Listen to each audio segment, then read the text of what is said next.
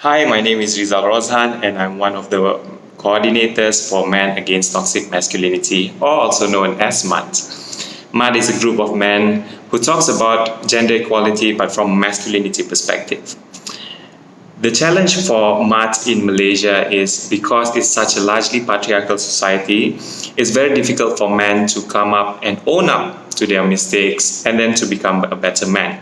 Lastly, I think we should all defy limits when it comes to gender equality.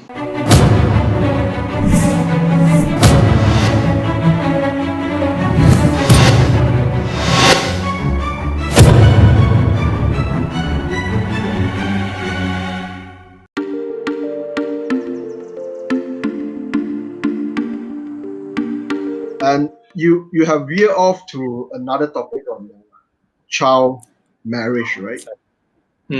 Without delving into that, I think the question is there an intersection in human rights, culture, and religion? Can they coexist or are they conflicted?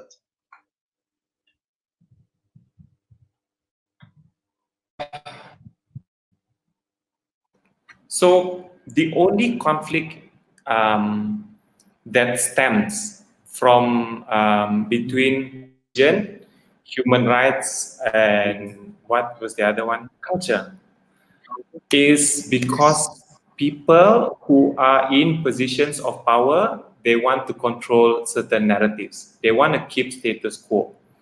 Human rights tries to pull everyone into a equal power relation. Everyone have their rights. Everyone should be respected. But in a political system or in a system that relies on the cultural narrative, on the religious narrative for people to control, this doesn't work. This equal power thing doesn't work. That's the only reason why there's still conflicts. So if people say, okay, why are you for human rights, Rizal? I mean, this is against our culture. You ask them, are you sure? Or is it what the people in power wants you to think? Because if this human rights for me is not memudaratkan, in fact, it will further my ability to reach as many things as possible in my life, to have a fulfilled life. Then what is stopping me? You're saying culture and religion. Are you sure? You need to ask, okay, what's the origin of that culture and religious punya text kononnya? Because a lot, even religious texts can be manipulated. Yeah, let's take one example. I'm Muslim, so the religious text that people always like to manipulate is the one on polygamy, the ability for to to to have four wives. If you read the whole text, yeah, if you read the whole text, it's actually, it says, if you can, then add on another. If you can, then add on another. And at the last bit of the text, it says, the Quranic text says, but it's impossible for you to do so. So do you understand the whole text? If you read the text as a whole harmoniously, it means no way in God's heavens and hell you can do it. But what do people use in terms of religious texts? People use only the first part. People will always focus on the you can. People won't focus on the but it's impossible. You understand? So even religious texts has been manipulated. Even cultures has been manipulated. You know, the culture that says it's okay for you. It's what's one culture from Malaysia? I want to try to use like, okay, so I'm a Kadazan Dusun as well, right? So one culture is you can drink as much as you can during Kaamatan. It's good.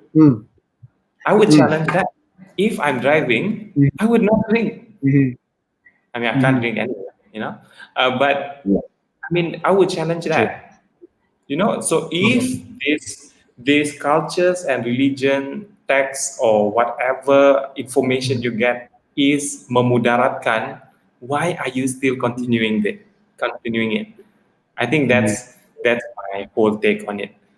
Uh, for for your question, when it comes to like why is there conflict?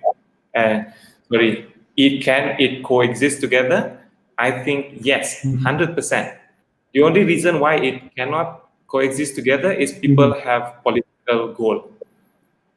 If you want to live a fulfilled life, for me, to the audience is, if you want to live a fulfilled life, a life where you feel like you have autonomy, you have a voice, you can get all bit of freedom you want, you you can basically try to uh, align your religious belief, your cultural belief, and human rights.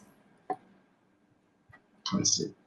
So yeah, from that perspective, you can see that we can have our culture, we can have our belief, but at the same time, we need to be sensible about it.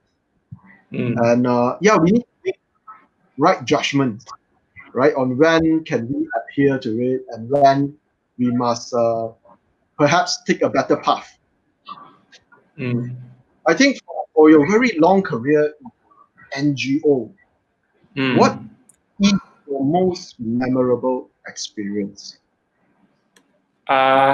So my memorable experience in terms of Yeah, being a human rights advocate, yeah. therefore gender equality in Malaysia, was actually to set up when I was basically I had the first meeting for Men Against Toxic Masculinity group.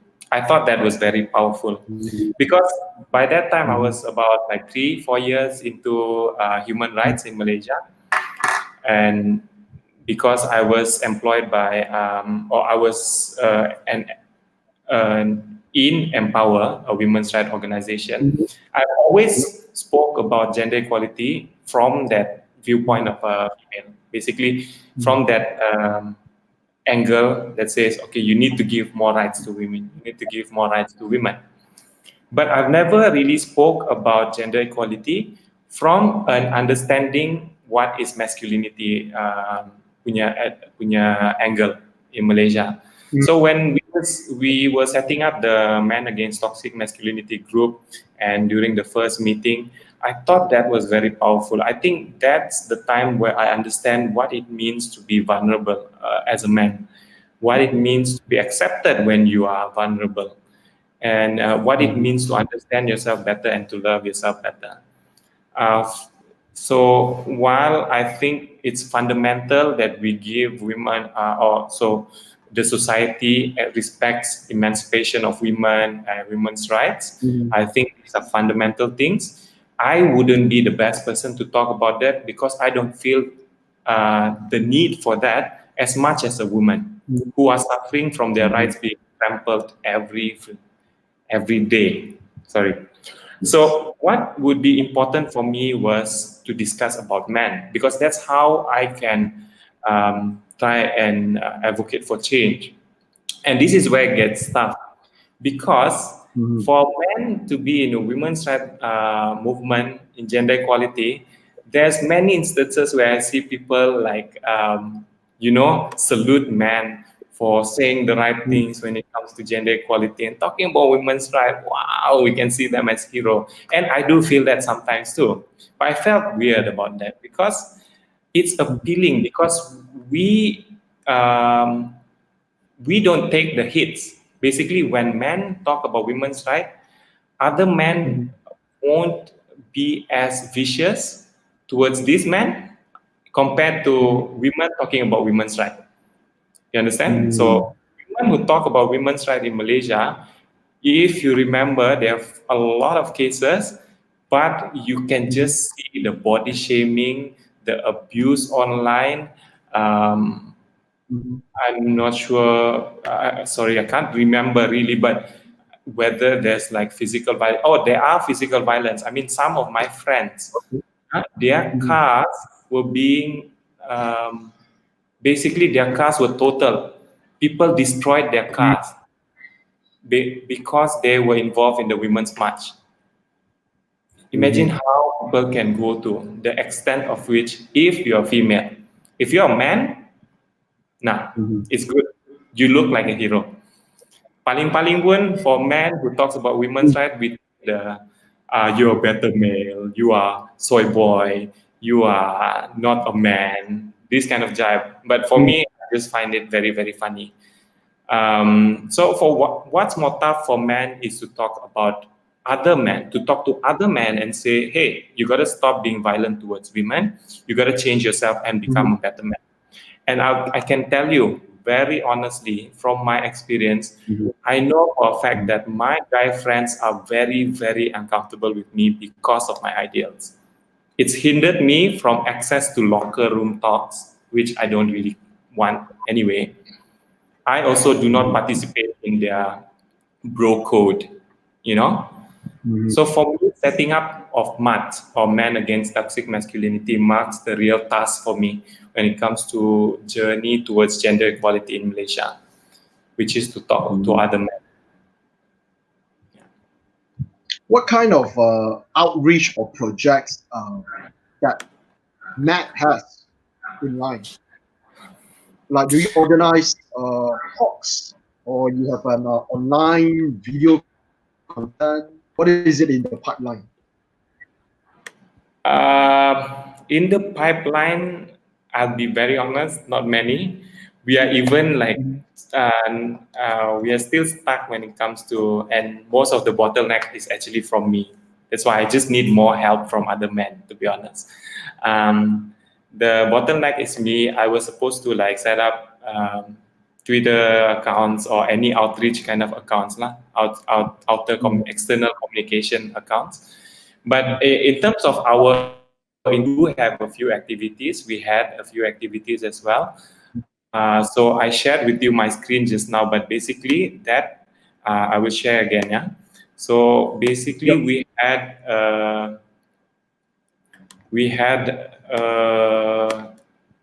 what you call a healing circle. Yeah.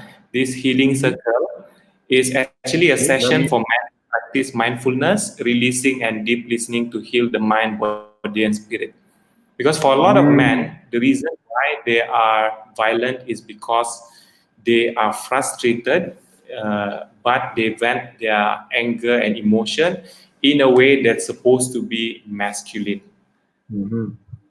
in whatever they thought is masculine so far, you know. So we had healing circles, and unfortunately at the moment it's only in Kuala Lumpur. But if you want like to reach out to male support groups in throughout Malaysia, so far the one that I know is us, Men Against Toxic Masculinity, and the other one is Serata, or Society for the Equality and Respect Towards All People in Sabah, in Kota Kinabalu. So if you want, I can drop the link of Serata's Instagram to you now. Yes. Yeah, sorry, I didn't manage to like prepare this beforehand. No worries. In fact, any of the links I can later share to the audience in the comment section. Yeah, I think Matt, or any other infographics that you have, I can share it and repost it. Yeah, that'll be okay. Yeah, I think that would be helpful to further your message. And of course, once you have set up your Twitter, your Instagram, let us know as well. We'll help you to promote it. Yes, so sorry. Okay, so we come to this question, right? So say you are back in time, right? Say you're back in 5, 6, 8 years back. How would you have done this advocacy differently? I wish I knew about masculinity issues, and then I had that deep understanding about myself way earlier. I wish I would talk about masculinity issues in Malaysia way earlier, because the only MAT was only set up in 2018. And Okay. even then, the journey has been very, very slow. I really wanted to make it faster, and that's the only thing that I wanted to do differently, lah. So I wish discussion on masculinity in Malaysia has been a more of a popular topic, and we have sort of lessened the burden or the onus on women to basically improve themselves in order to reach gender equality, because that's a 30 years ago kind of story already. Now it's time for men to join in.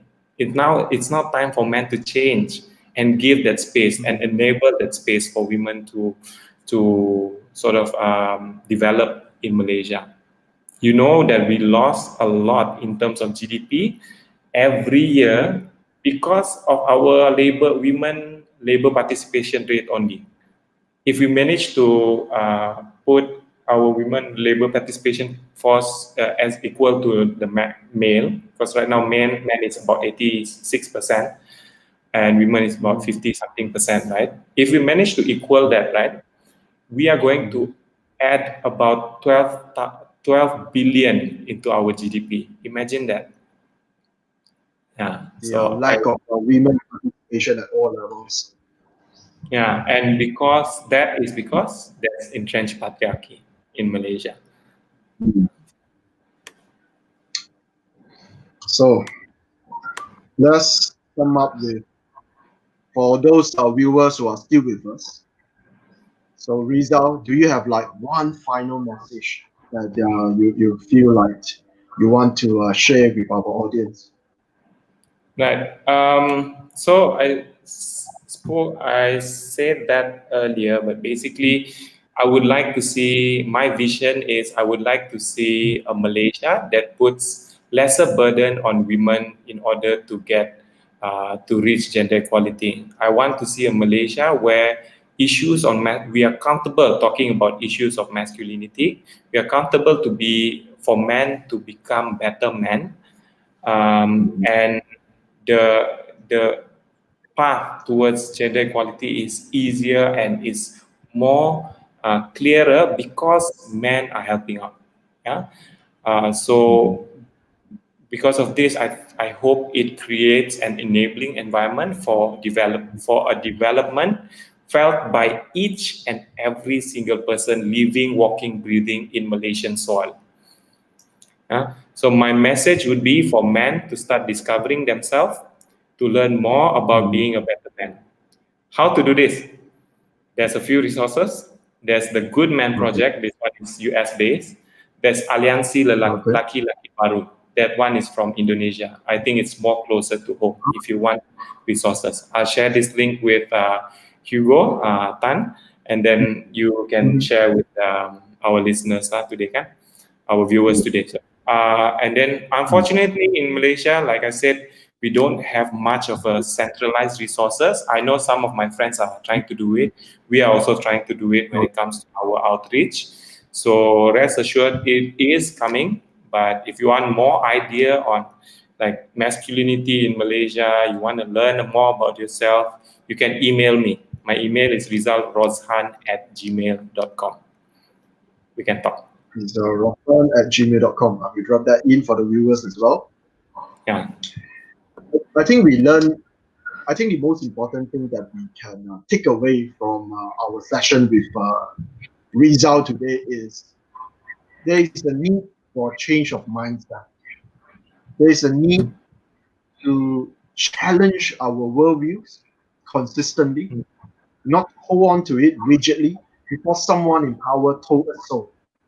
Always investigate, always think, always reflect. I think a lot of men out there did not realize that when someone like Rizal fights or champions for women's right or gender equality, the outcome is actually positive for everyone involved. Is when we are championing women's rights, it's not just for women, it's for the good of all of us. Like just now, Rizal mentioned about the women participation in the workforce, on how they can contribute to GDP if there are more percentage that are actually out there. And if women are being given a voice, do remember, women is not an alien that is different from us. Women are our sisters. Women are our mothers. Women are our aunties. Women are our friends. So when they are good, all of us are good together. So it's kind of like part of the whole ecosystem. All right. Thanks very much All for right. listen. Yes. Mm-hmm. Thanks very So much with for this, inviting me. Hugo. welcome. Thank you for sharing your thoughts with viewers today on a Friday night. And this video, after probably like next week, we will have our team to edit it on a better quality, the lighting and stuff like that. We will reshare to all of you guys back home. So All right. yes, so stay tuned. Remember to follow the page and to follow Rizal's movement at Men Against Toxic Masculinity. And for Yeah. those men out there who wants to be part of this movement, of course, I will drop Rizal's Gmail as well below so that you can reach out to him. Yes. Best Thank way. you, Rizal. Take care. Great session Thank today. you. Bye. Have Okay. a nice See you. festival. Bye. Bye bye.